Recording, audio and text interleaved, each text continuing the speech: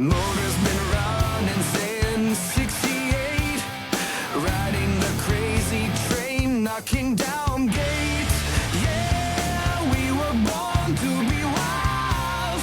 It's my life, rocking as an English child.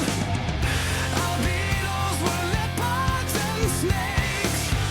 Youth go wild, falling into Sunset Straight. I wanna rock, feel the noise. Hey, hey, hey, hey, rock the life. Well, hello, Katya. How are you? Good, Amy. How are you doing today? I'm excited. This is our first episode. Did you like the intro? Loved the intro. I think that it tells a story of who we are to a T. Yeah, I agree. that's really So Wild Society Productions did that for us. I think they did an incredible job. So I'm super excited about that. I heard a story I wanted to share with you. Okay, I think you'll Please do. like it. Rick Ronson, English songwriter, musician, producer, all the things, worked with David Bowie and Ian Hunter from Mott the Hoople back in the 70s, 80s, early 80s. And in the early 90s, ended up with liver cancer. Okay, so he totally fights this fight. And at one point, he gets to the expense of it where he has trouble paying for treatment. So this guy happens to be one of Joe Elliott's guys, like one of his idols, one of the people in his life that he's ended up connecting with and has become a great friend. So here he is, he's struggling to pay for chemo and all the things. So of course, Joe gets together with Ian Hunter and they just help him out, like on their own, they just help him out. But then Joe gets this idea and the whole band, all of Def Leppard, kind of get in on it. And they record as a B-side one of Mick's songs. And it actually ends up as a B-side and on Retroactive. So it's actually one of my favorite songs on Retroactive. It's Only After Dark. So they record Retroactive as a B-side. And they put it on the very first single they release, Let's Get Rocked, for Adrenalize, right? With the intention of every single dollar made from that single go to help Mick and his family as he fights cancer.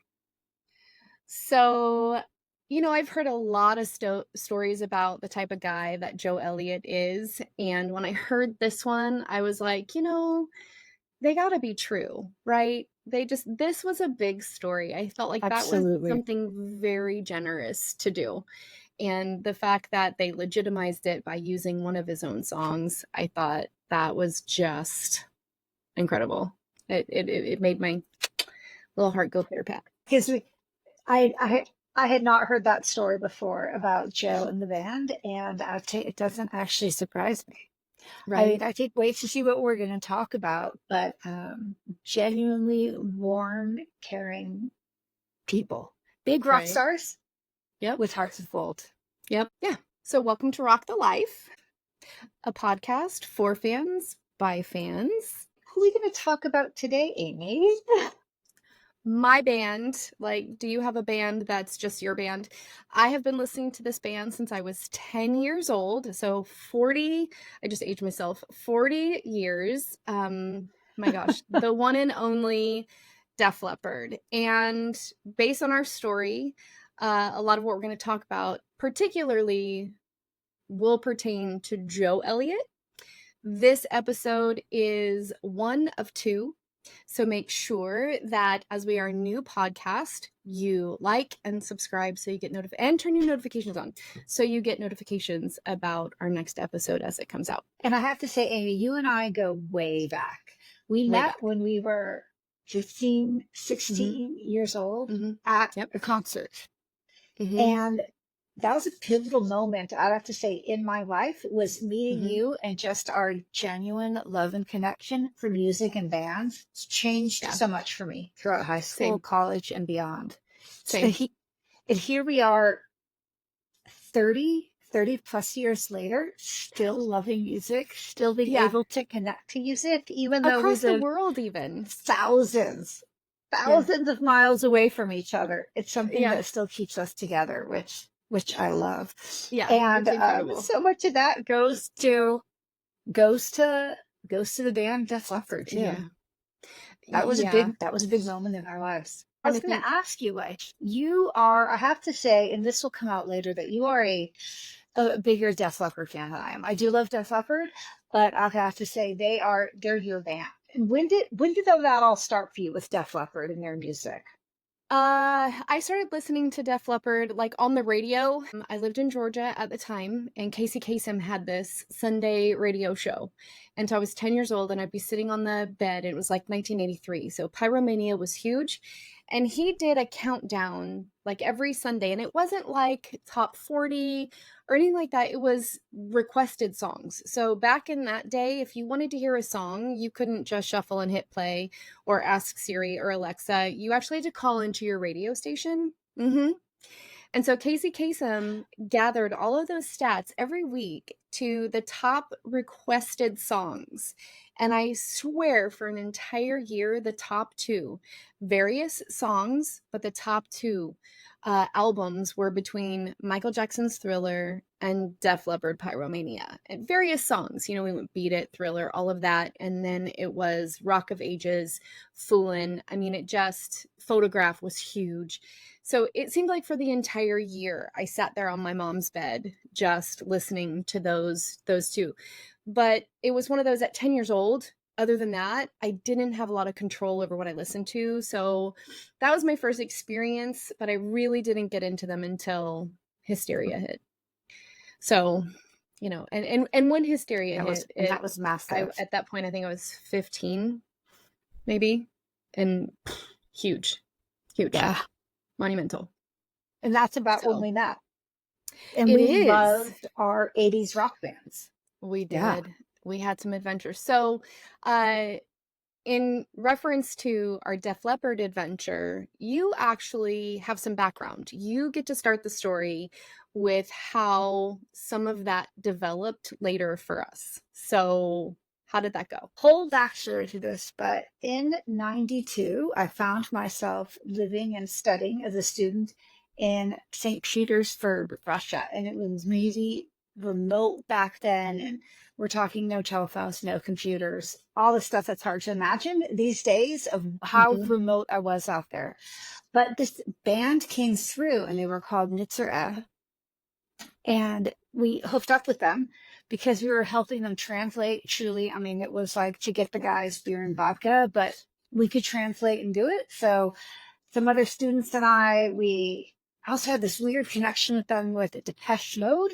And there's a guy I met that was touring with them who'd also toured with Depeche Mode, and his name was Simon, who plays into our story. And he was working with Nitzer in Russia. We hung out, we toured around a bit, hit some of the shows with them, and just really bonded and helped these guys out. And as they were leaving Russia, Simon, who I got along with so well, said, come find me. I'm going to be touring with Def Leppard. That's awesome. And I was just like, I like Def Leppard. And then just there a whole different round of serendipitous connections. Def Leppard's just kept showing up into my life over that year, and included, when I came back from Russia, I was living in this really small area of Santa Barbara called Isla Vista, where the university was. And our local band, we had a lot of nights there. Our local neighborhood band was Ugly Kid Joe. Ugly Kid Joe ended up opening up for Def Leppard on tour in 92. Wow. And I always felt Ugly Kid Joe was more of the music I had been into at that time. I switched to kind of the alternative punk, the pre-grunge stuff. It's getting big. And so it's getting big. And so the guys I know in the neighborhood are now opening for Def Leppard.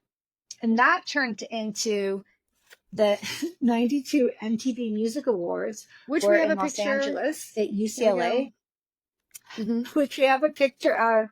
And who opens the show at those MTV Music Awards? Def Leppard. Mhm. Let's Get Rocked.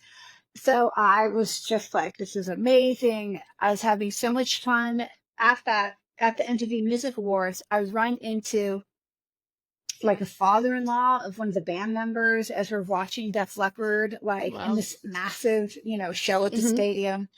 And that was the MTV Music Awards. We're talking Red Hot Chili Peppers were there. Nirvana Yeah. was there. Huge. Pearl Jam. Ugly Kid Joe was there, which was the connection that I had.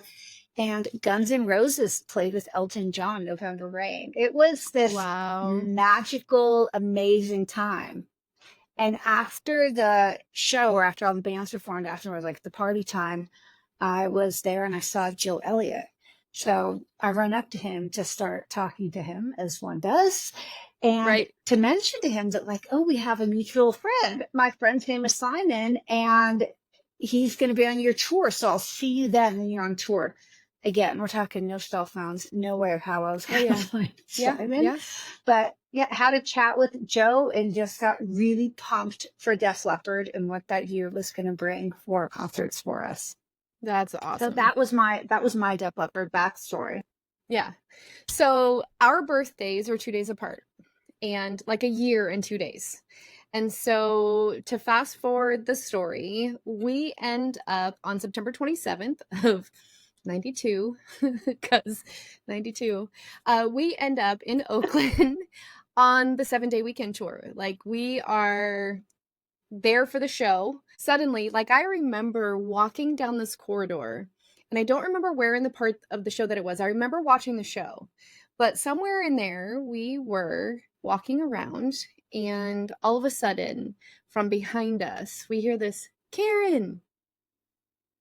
And guess who? Guess who? It was Simon. It worked. We found Simon. Yeah. So there we were in the Oakland Coliseum. We had found Simon. It was after the show. So he Mhm. invites us to the bus that the band was touring with. So we climb on the bus and meet the road crew and some other people. And one funny thing I remember at that point is that the guys wanted cigarettes. They didn't have any. We didn't have cigarettes. So they I remember yell this. out the bus door, who Yeah. has cigarettes? And there were all these guys and girls all clamoring at the tour bus because it was so Oh, cool. yeah. And then all these cigarettes get Yeah. pelted at the bus, and they have their cigarettes. And I just thought, oh my gosh, this is so. Right? Anything So you wanted. hanging on the bus was a lot of fun. Everything I was. wanted. It was the life that was going to be so much fun. And the guys said, come on with us. Go to the next city. We're going to Portland. And we had a Right. decision to make. Is there? We're going to Portland. Well, yeah, like that was like, we're like, oh, and to be honest with you, like, we seriously contemplated, but what it meant was stay on the bus and go to Portland right now.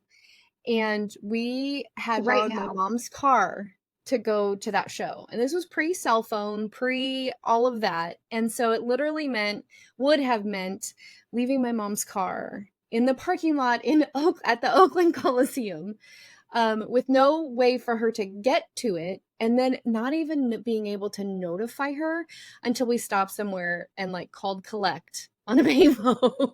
Can you imagine? Like, Payphone. Yeah, I want a payphone. yeah, like seriously, we're in, Portland, and by the way, your car is at the Oakland Coliseum. Have fun getting it and getting to work. Yeah. Good times. But we do And say I that we'll go to Seattle, right? Yeah. Exactly right. And we just started, like, in our minds, that was it. We had Yeah. to go to Seattle. We Yeah. had no money. No. We had to devise a plan to get to Yeah. Seattle in a few days because that's where the Yeah. tour was going to be. Yeah. And we And it did wasn't like, at this We point, it flew to wasn't like, I Seattle. don't remember, where did we go? We had to book airline we had to call the airline, I think. We had to do something because there was no internet. So it's not like you just go and you look something up and click and it's purchased. We literally had to call the airline or go to a travel agent. I don't remember which one we did, but we ended up getting these tickets, and they were paper tickets. And I really think at that time they were like $200. It was literally like all the money that we had at that point, like dirt poor kids, right? Like college student. I was working part-time, but we decide we jump on this plane, and it's only like we have I think it's like 4 days. We have 3 or 4 days to do this and do all this. It went really, really fast. So we get into Seattle. Literally at this time, by the time we get into Seattle, we have just enough money for Taco Bell bean burritos. Like, we're like, this is how we're living, but we're here. 59 cents. 59 cents is what a Taco Bell 59. bean burrito is. And I think all I knew was the hotel, because that was the name. I mean, again, we have no way to find each other. It was just the information of, I thought we just had the venue. The name of hotel in Seattle. Yeah, No, I thought we just had the venue. I You knew had the hotel too. Yeah, okay. But we went All straight right. to the venue. And Yeah, I was I looking, remember there looking were- for silence. Yeah, I remember there were people already there. I think we beat the buses because I think they had another show like the night before. And so we beat the buses. Yeah. I remember being at the venue like 10 a.m. Like, we were there early, and our flight was super early, I thought. And then goodness, I think I remember just hanging around the venue. Yeah. I just remember hanging around the venue, and there were other girls, and security isn't what it was, and we were just in and out of the venue. But we ended up connecting with Simon, right? And you go set up kind of the everyone hotel along the way who was working there. we did. Yep. Yeah, we did. So we were I in and out. I left you at the venue. Mhm, Yeah. mhm. Yeah. I got to watch like the tables Left you come at the venue. out, and that whole that ended up working out okay for me. My favorite part of I that was is going to say, I don't think that was too bad. Tell us what happened. no. I mean, I got hit on a bit by a road crew, which is expected, but at one point they'd set up the tables and they had like lunch out or something out, and I'm sitting at a table, and all of a sudden I kind of look up, and walking towards me is Joe. And I'm literally like, there's road crew back there. There's no other like girls, really, just people working. And this big burly guy had sat down next to me, right? And so Joe's walking towards me, and he kind of does this thing, but I'm sitting down, and then he kind of gives me this little wink, and then he looks at that big guy's name ended up being Pete, and he looked at Pete and he goes, "What's up, Pete?" or something like that, right? And then just keeps walking. And I'm like, I froze, because like 10 seconds later I was like, really didn't want to be sitting next to Pete. And so he was I really wanted to just get up and say thanks for the rescue and walk with him. But by the time I kind of got the gumption up to do that and realize, oh, you should do that, he was kind of gone. But that was my one thing while you were gone. Like, I didn't see anybody else backstage during setup at all, other than that. But I'll take that wink. It was fun. And I take the week, arriving at 10 a.m. We then stayed through the show. Yeah, Because we were so excited to see the band play. Stage was crazy. Well, and backstage was crazy. And I think we realized now, looking back, and I think we might have known it then too, that was the first time the boys were playing the Seattle area after Steve Clark's death. It was also an emotional time too, that, Vivian's in the band. Vivian's great. But this was, that was the last show they had played with Steve Clark, was in Tacoma, right down the road from this, from our venue. This was their first return to do that. So the kind of cool part was, I realized later, so Phil walks out directly off stage. Like, we were close enough to the door that as soon as the show was over, we didn't get stuck in any crowd. We just walked through the side door. And shortly, I don't even think it was 5 minutes after they got off stage, Phil comes walking by, like, hot and sweaty. And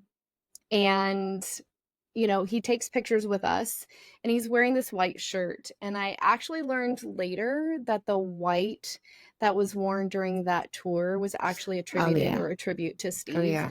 So I agree with you. I think it was White pretty lightning. emotional. And I think that's why, the way that everybody kind of came out, it wasn't like this whole, you imagine and you've seen and you've heard stories about wild backstage antics and all this stuff. And we just didn't really see that a lot. And I really, that could be why, but I also think that, I'm sure they've had their young Yeah. moments. But Def Leppard's pretty much a class act, so that has something to do with it.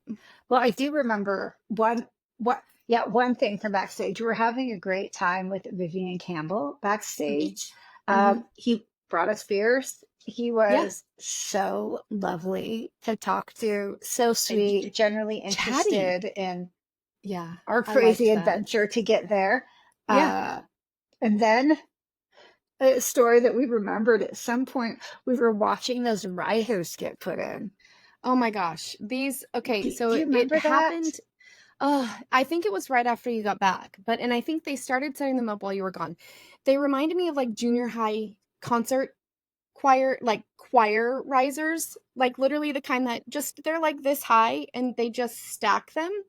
And then you, like, when you were in junior high, you would stand on them and sing, right? They had those, and at some point after the show, they just paraded these girls in. And it was like, oh, and some of them were like really pretty. And I remember thinking, oh man, I wish I was that pretty. But then at the same time, I was like, it kind of looks like a buffet. I was like, this looks like a buffet. And, and there were Yeah. people. I didn't see any real band members like go over there and like just pick a girl, but it was an option, and we did see Yeah. them up in from, not really band members. That was a good rock star. That was Yeah. the good rock star stuff. Yeah. But yeah. I remember at some point that we saw these girls that we had seen earlier in the day. Again, we were part of the scenery at this venue, staying there all Mhm. day. And I met this girl who came up to talk to us and thought, oh my gosh, she is so cool. Mhm. And it was Bobby Talsma. Yeah. And we come to find out that she is the steward in their airplane and flies with them. And I think I don't know what she was thinking, but we just thought she was cool and fun, and she was interested in talking to us too. Yeah. And it was I think that was pretty. then she became my focus because she was a great connection. Yeah. Right before that, I feel like we had the one other thing. So at this point, have you ever seen, obviously you have, the Pour Some Sugar on Me video? And there's this shot of Rick Savage, and he Classic. does this thing with his shoulder. And man, it's a really nice shot. It's a really nice shot of him in that video. And so I was, being a fan, longtime Def Leppard fan, really excited about, right before we met Bobby, we ran into, like, almost missed the man, Rick Savage. We did run And into him. I remember, and maybe it was, I think we'd spotted Bobby, and she was looking at us, and we were looking at her, and we're like, who is that? And she's like, who is that? And so, but right before that, Rick came out, and he did not look like a rock star. He was wearing this hippie type shirt, right? Poet's shirt. Yeah, but it is a poet shirt, actually. The Seinfeld puffy shirt. Yeah, and I just remember thinking, is that? And he had his glasses on, so he was almost not. And then we're like, oh. And so we run up to him real quick for a picture, and we're like, we came. And he was actually in a hurry. He was getting ready to go visit family in Victoria. No, out on Victoria Island, Vancouver Island in Victoria. Visit family in Victoria, out on Vancouver Island. And I just remember he was so sweet, because he did tell us that he needed to go, but we mentioned that we came all the way from Oakland, and he just was like, well, let's get a picture. And it was like, done. Okay. So we have these really cute pictures, and he was super sweet. And then it's like the rest of the night between Vivian and Bobby, it was a whirlwind. It was so fast, but so fun at the same time. Same time. And everyone was so welcoming to us. And you think Yeah. back now that these two teenagers like pop in, and Well, everyone we was didn't as quite know we were kind and nice and teenagers. welcoming. Yeah. They didn't know we were. We tried to like present ourselves, Yeah.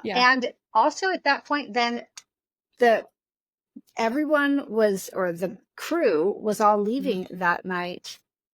It was a long night, and they were leaving like early the next morning for Canada. Yeah. And they had to get the tour buses ready for Canada at that point. And I remember, I don't think we slept all night. Yeah. I think there might have even been a club thrown in at some point going to, because we were in Seattle and it was a grunge scene. We might have gone to go see some music at that point.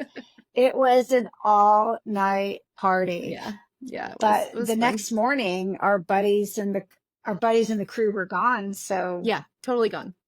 we What are we gonna popped do? We over have to no the- place to stay. We popped over to the Four Seasons. Yeah, Bobby had mentioned that in our But conversation. Bobby yeah. had told us. Yeah. We had no idea. So we what went were over gonna to do go that see day. Bobby at the Yeah. Four Seasons. Yeah. Yeah. No, kids with no money and no plan. Yeah. And it was, can you imagine? Would you even let your kids do that today? No. Oh my gosh, no. Did we tell our parents really what we were no. doing? No. No. Good point. Yes. But I mean, that's when now made it over to the Four Seasons, connected with Bobby. And I think that's when we met Captain Kurt. And Kurt, I Papa remember Kurt. Papa Kurt, he was very protective of Bobby. Like, I feel like before he left us alone with her, he made sure, like, I felt like we were vetted a little bit, just kind of making sure that we were, good girls.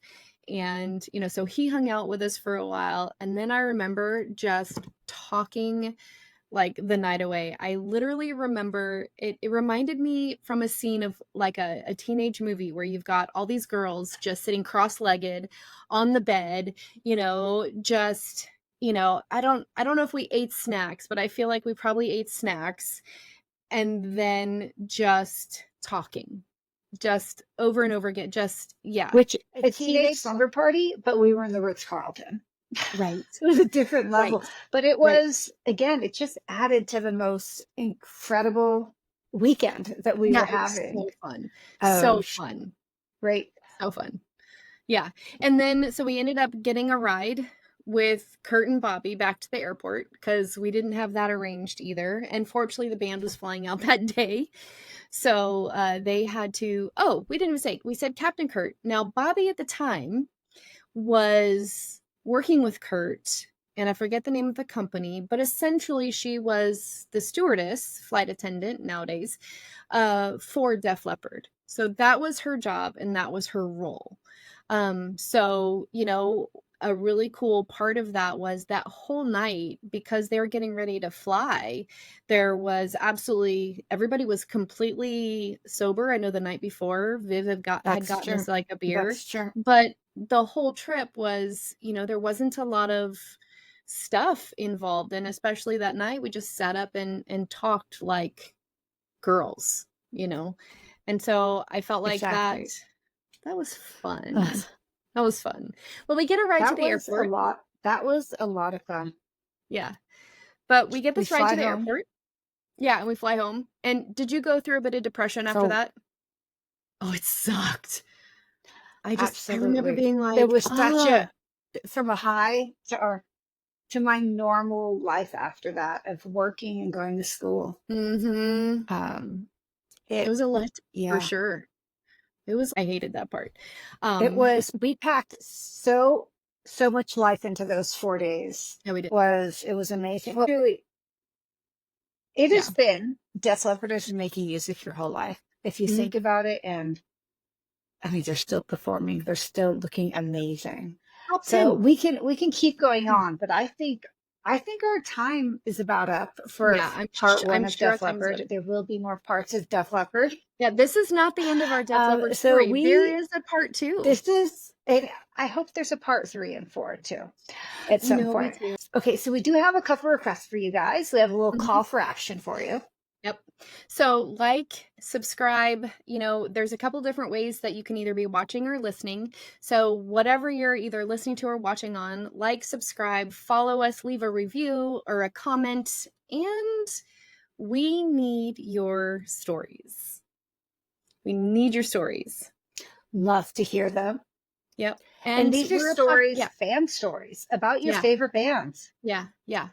Rock the Life is for fans by fans. So this is actually your channel. If you'd like to be on the show, make sure you reach out.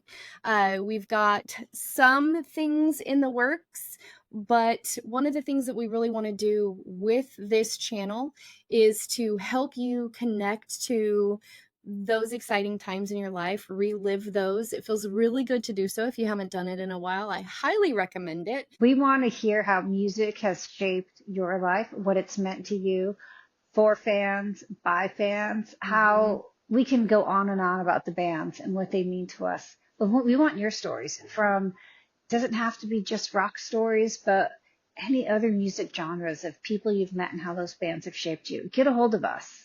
And Yeah. Amy, do you want to tell them how to get a hold of us? Yes, you can follow Rock the Life Girl on Instagram. My DMs are always open. You can send us an email at amy.rockthelife@outlook. These will be in the show notes, so hopefully it'll just be the click of a link or a copy and a paste. Let's see, who do we have in the works so far? We're looking at a variety of Ooh. bands. Obviously, our era is kind of the 80s and early 90s. You have a plethora of stories. Right now in the works, we have Warrant, Firehouse, Bon Jovi, and then we have someone else who will be a guest, hopefully. That's in the works with a story from Louis Capaldi. So that'll be fun and interesting and exciting to hear her take on that. So please reach out. We definitely need to hear from you. This is not just our podcast, it's yours too. Yeah, we want to hear from you. Okay, Amy, I guess that's it for now until our we're next about done. episode. Yeah, so keep an eye out for episode 2. It will be a continuation of our Def Leppard story. Until next time, we just want to say thanks again to Wild Society Productions for our intro and our outro. And in the meantime, don't forget, rock the life. Rock the life. Bye, Ames. We'll talk See you to you next soon. time. Rock the life, don't blame